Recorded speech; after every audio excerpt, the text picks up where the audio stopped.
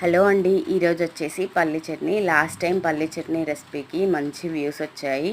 And ఈసారి కంప్లీట్గా oil లేకుండా ఎలా తయారు చేసుకోవాలో చూసేద్దాము. ముందుగా ప్యాన్ తీసేసుకొని ప్యాన్ని లో ఫ్లేమ్లోనే పల్లీలు వేసేసి దోరగా వేయించి పక్కన పెట్టేసుకోండి. ఇప్పుడు అదే మంట పైన ఒక 5-6 పచ్చిమిరపకాయలని ఇలా కాల్చి తీసుకోండి.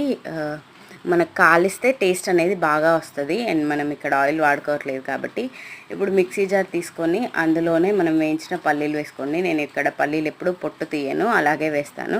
ఇందులోనే 2 వెల్లుల్లి, అలాగే మనం కాల్చి పెట్టుకున్న పచ్చిమిర్చి అండ్ జీలకర్ర కూడా వేసుకొని టేస్ట్కి సరిపడేంత సాల్ట్ వేసుకొని మనకి సరిపోయన్ని వాటర్ వేసుకుంటూ మిక్సీ పట్టేసుకున్నాము అంటే పల్లి చట్నీ రెడీ అయిపోయినట్టే.